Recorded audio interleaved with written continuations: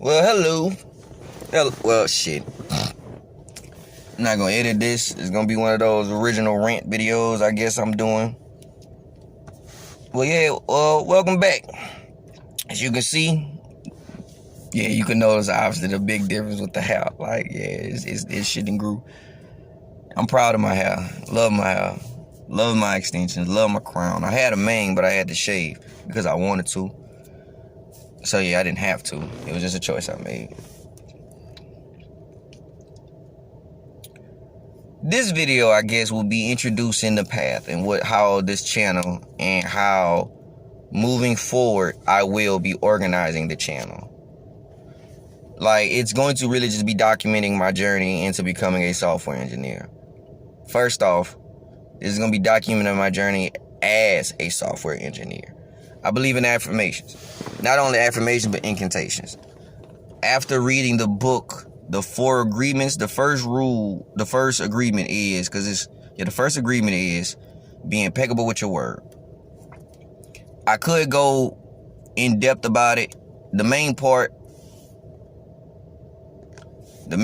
of it that actually, that basically caught me was when Don Ruiz broke down what sin was, or at least in a Toltec mind frame, what sin was. And basically sinning is saying or doing anything that goes against yourself. And it's like when people start going down journeys that they want to be, like they'll call themselves it's inspiring, or I'm aspiring to this, or I'm trying to become this. And it's like, how about you just be it? You could be a rookie, incompetent, whatever you want, but you can't be that. You aren't an expert at it, but you are that if that's what you want to be. You can be a doctor. You are an unlicensed doctor, and you are a degreeless doctor, and you are a patientless doctor, a non-practicing doctor. But if you want to call yourself a doctor and a healer of people, you can call yourself that. Don't legally start, there's a case with that. I'm not really going into that. But like, after reading that book in maybe 2016, my vocabulary started to change. I really started taking how I talk to myself and really how I talk to people differently. Like, that's when the whole me addressing basically all black people as kings and queens. It was not only from the historic standpoint of, the possibility that, we don't know who was descendants of the royal families that were stolen. So out of respect to my ancestors and being able to not really tell who's, I'm going to just call all of y'all kings and queens. That's just homage to the ancestors. Now, the second thing is more of a chess aspect of it. I'm a chess player, an avid chess player, and I love chess. I'm not going to tell you I'm the best at it or that I'm even close to even a challenging rating. So it's just, I love playing the game. I love the thinking process of it. I love the challenge of the game. And basically, my philosophy with that is everybody is on their own board. In your life, you're the king. That's the centerpiece. That's the dominant piece on the board. If your king is in checkmate, game over. Now, the rest of the pieces are on there. Life is a lot more complicated than chess because, like I said, in your life, you're the king. And your friends, your partner, your family,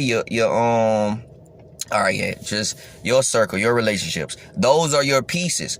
The difference is when you're in your body, you can't dictate how your pieces move. You can only observe the board and decide what's best for you and how you can move. Now, it is obviously as the king of your board, it's your duty to put your pieces in better positions. So that's why it's like you can do the world no greater disservice than to not reach your fullest potential, or at least strive for it. So it's really the whole king and queen thing. I can't really tell you I extend it to other races. Because usually when I say it to them, I usually get mad with myself. Because like I said, the first thing is more apparent. I ain't gonna say it's more, but the initial thing, because you see it in the community, you see it in the black community with the kings and queens. Like, we We do that for each other, and it's to boost up, it's to boost up the self-esteem and the confidence in other beings. When it comes to other races, basically, I'm like, man, your own people could do that for you. I don't really feel like it's my obligation to do it, but I don't have no issue. I'm not gonna come out and be like, well, I'm not basically gonna decide to just address you in a disrespectful or demeaning way because you're not of my race. I'm still gonna respect you about it, but I just understand that greeting and that title. I do reserve that for mine. Now, but those are the reasons for it. It was a third one. Also trying to really stray away from saying the N-word. I understand that I can say it, and I really don't even like that I said like the N-word. Like, it's such a dirty word, but it's like, I don't really know how to feel about that word. Nonetheless, this is after reading this book, yeah, because that was a nice tyrant on, belief and shit. But so after reading this book, my vocabulary changed, and I decided to really try to be very mindful of what I say. Not only to others, because that's an example in the book too. You see somebody across the street and you call them stupid. Did you really hurt them, or did you hurt yourself? Like, cause you're calling them stupid, but you don't even know them. And now you just created an enemy. Who did you really hurt them?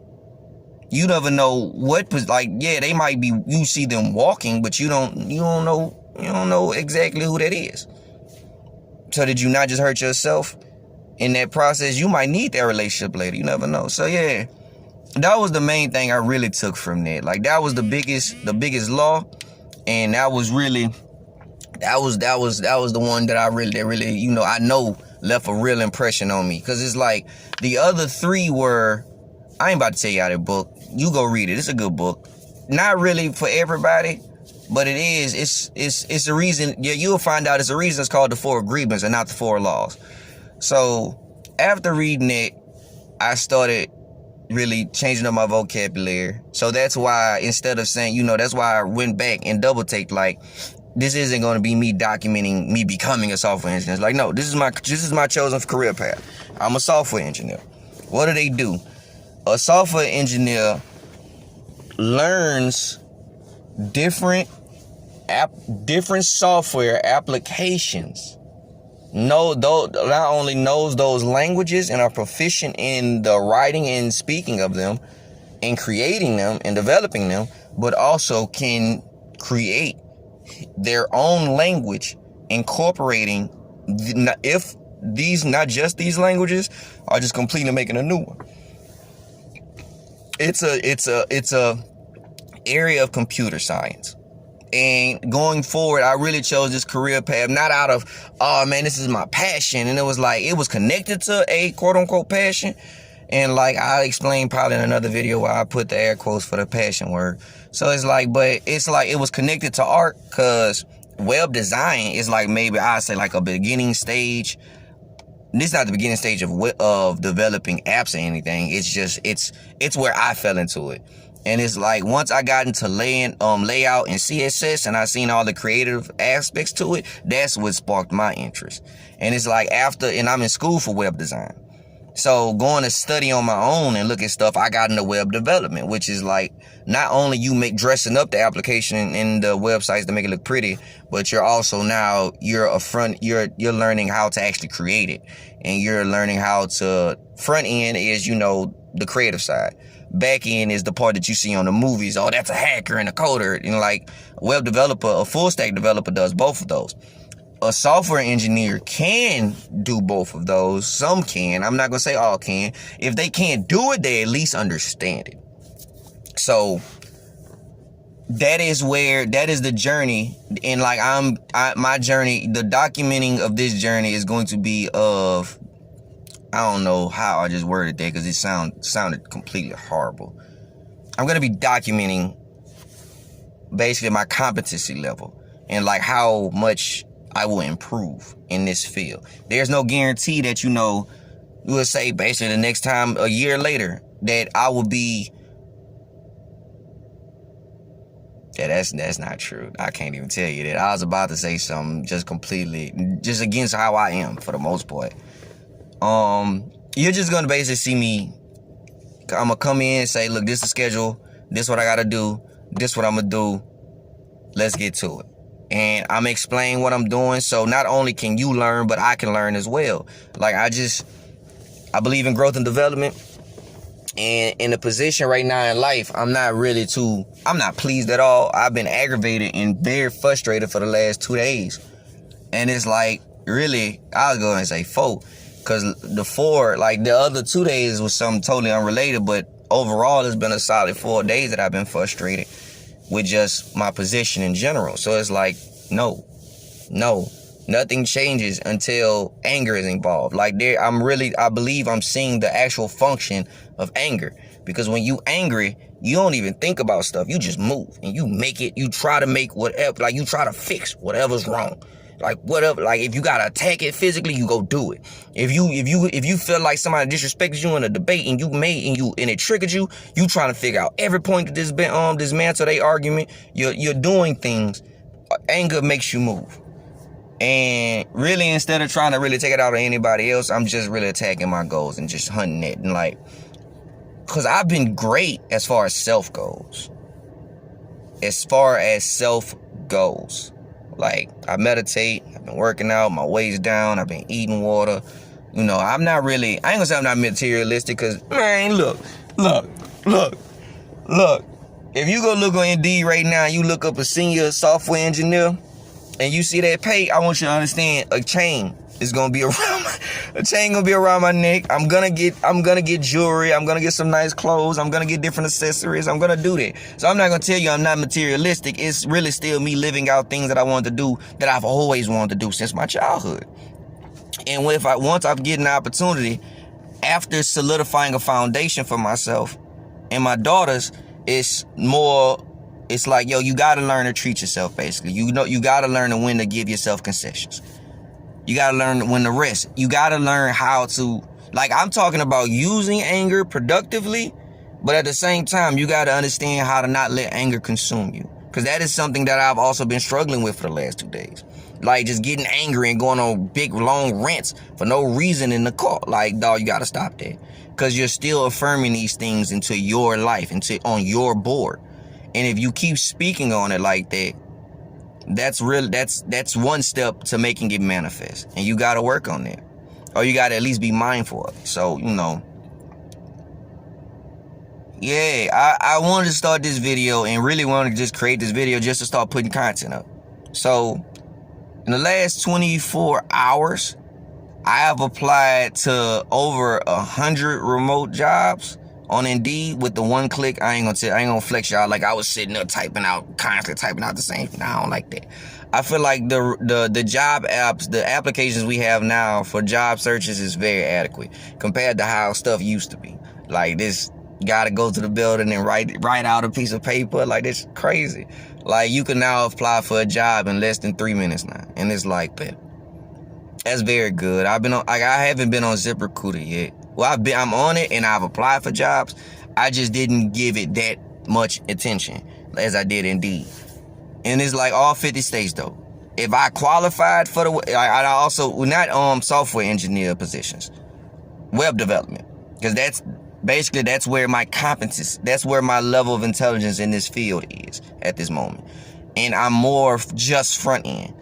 So I'm learning still. But so anything that I actually qualify for, or maybe things that was maybe 2 levels up on me, like a full stack developer, I still apply for some of those jobs. Like, I punked out on some of them. I cowered out on some of them because it was like, man, they asking for a lot. And then get some of, and like I let my mind and my thoughts, dictate that action there. And some of them I was just like, no. If whatever they ask me to do, I will figure it out. I will figure it out, because I need to get in my industry and I need to start learning and I need to be in the field. That's how I learn. That's how I want to improve. Because, books and YouTube videos and tutorials, that's only gonna go so far. Even building projects for myself is only gonna go so far. Yeah, that'd be a good resume to show people, but how do you work with a team? So I'm dealing with a lot. And y'all about to see me basically handle it all. Because, I mean, they numbered the seconds so that we will make them count. And I refuse to waste my seconds. You never know when it's your time. So I try to focus on growing and developing myself. I give myself concessions when I need it. And I thank you. If you're watching this, bro, just thank you. Because I needed to talk. And I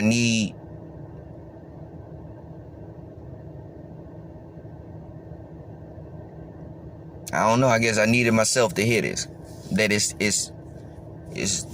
not even it's go time. I've been on go for the last 4 days, bro. I've been on go. It's just another step. And welcome to the journey. I won't tell you it's gonna always be entertaining. Like, this probably dry as fuck for you. Like, there's no real set content, and I don't really like videos like that. But we gonna see how this all turn out. This is just documenting my life for the most part, at least the aspect of it I want you to see. Keep growing, keep learning, keep executing, keep rising.